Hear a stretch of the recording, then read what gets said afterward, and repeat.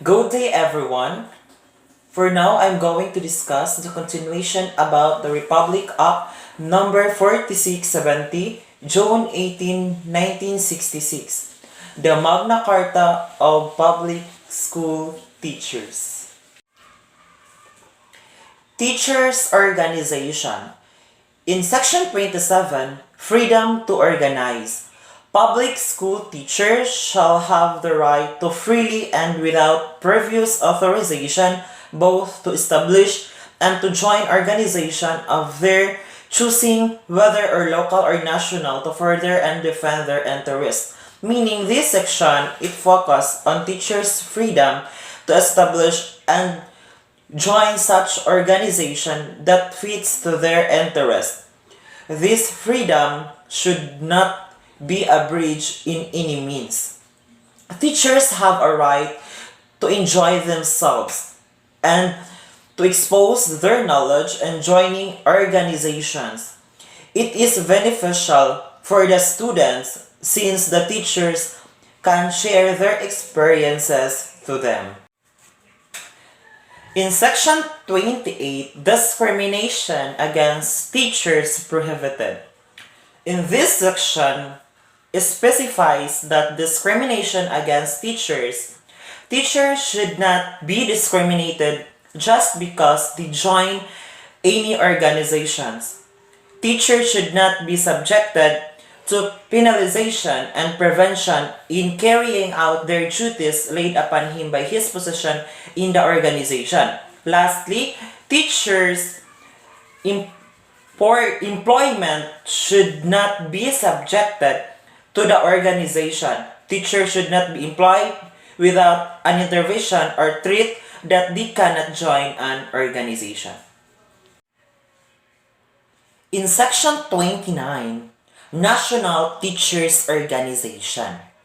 In this section, it focuses on guidelines in creating teachers' organization.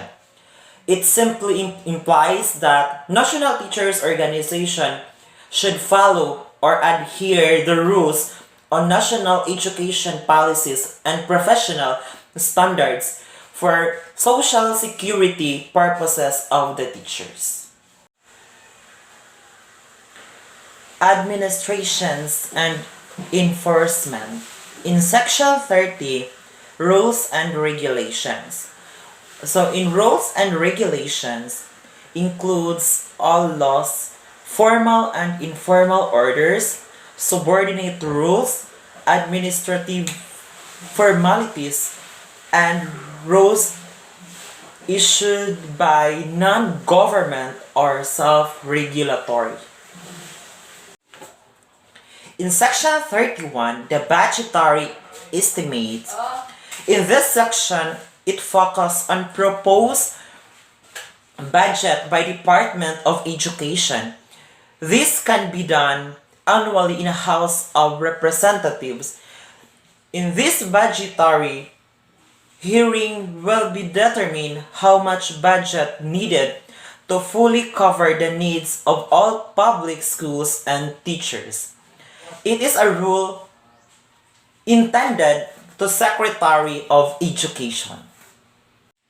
In Section 32, Penal Provision.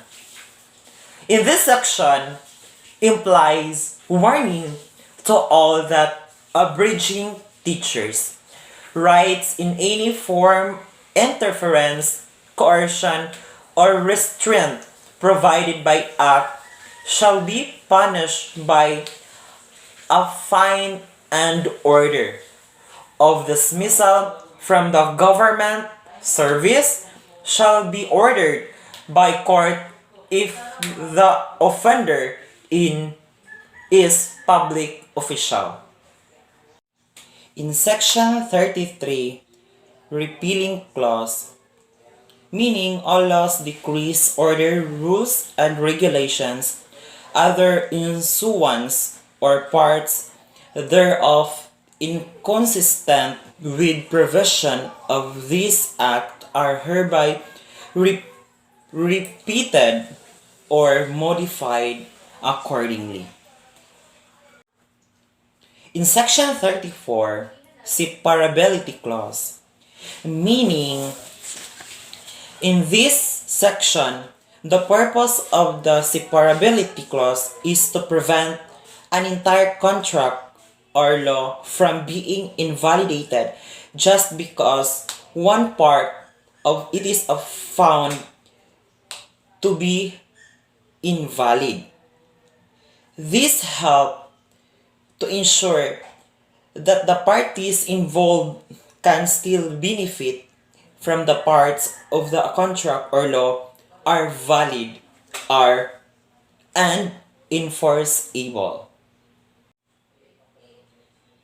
In Section 35, this act shall take effect upon its approval. Approval is June 18, 1966. Meaning in this section, is specified that act should take effect upon its approval, no late or extension. Now, let's proceed. The 1987 Constitution of the Republic of the Philippines, Article 14, Education, Science and Technology, Culture, and Sports Education. In Section 1, state shall protect and promote the right of all citizens to quality education of all levels, and shall take appropriate steps make such education accessible to all. So in this section, it specifies the right of all citizens to quality education and should be accessible to all levels. In Section 2, the state shall establish, maintain, and support a complete, adequate, and integrated system of education relevant to the needs of people and society.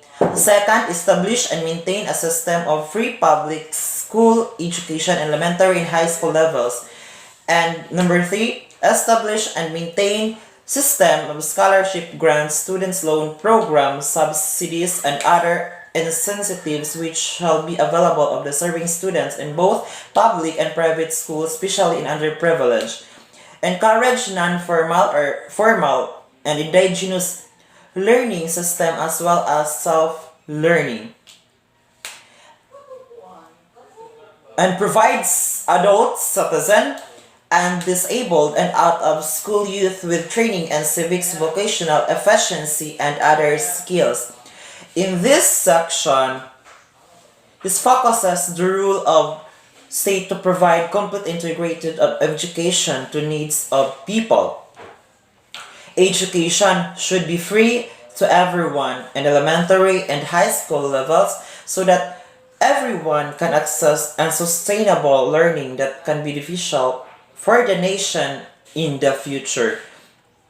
Of course, the state shall provide educational assistance or any money related to the programs that will help students to pursue their education.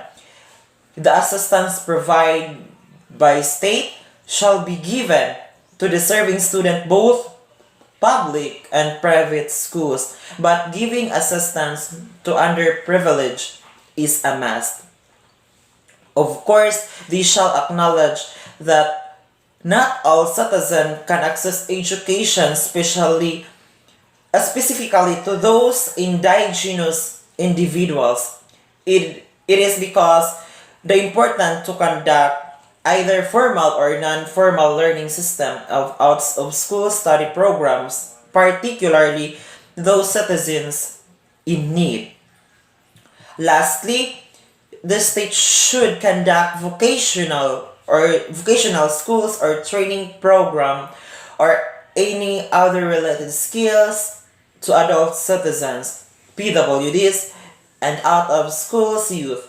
It is essential to provide them livelihood despite of their status in life. In Section 3, all educational institution shall include the study of Constitution as part of the curricula. They shall inculcate Patriotism and nationalism foster love humanity, respect the human rights, appreciation of the rule of national heroes in the historical development of the country, teach the rights and duties of citizenship, strengthen ethical and spiritual values, development moral character and personal discipline, encourage critical and creative thinking, broaden scientific and technological knowledge, promote vocational and efficiency.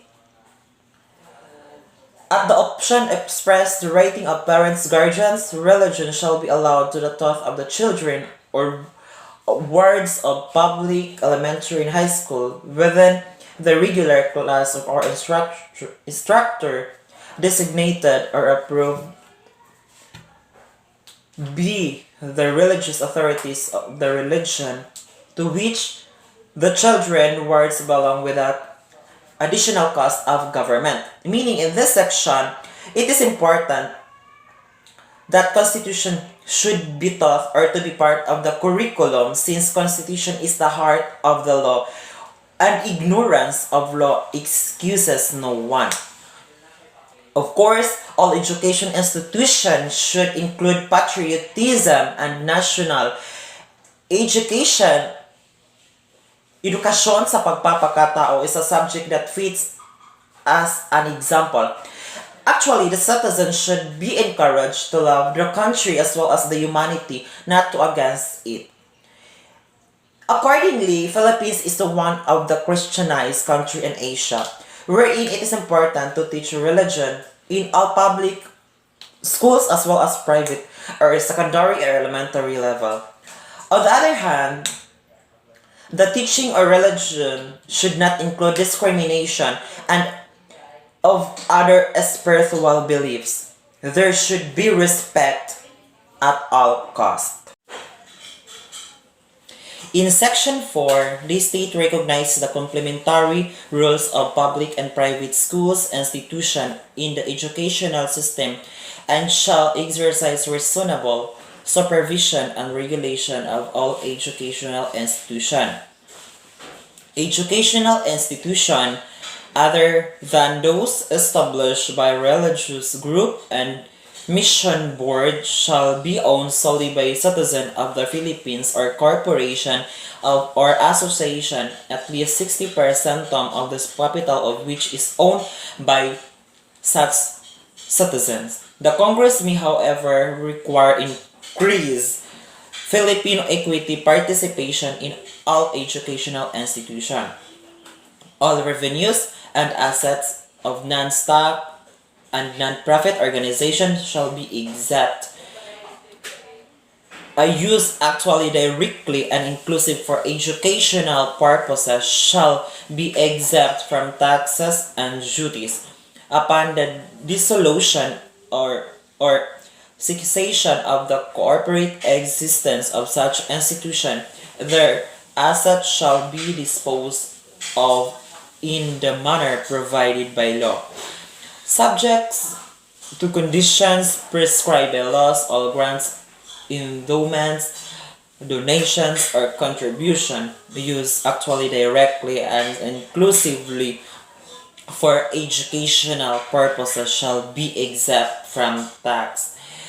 Meaning, in this section, shall recognize the rule of public and private institution in the educational system and provision and regulation must be fair to everyone. Also, all the revenues and assets of non-stock and the non-profit organization shall be exempt from taxes and duties as long as the revenues were used for educational purposes. Lastly, all money related for educational purposes shall, like donations or contribution, shall be exempt from tax. That would be all. Thank you. Bye.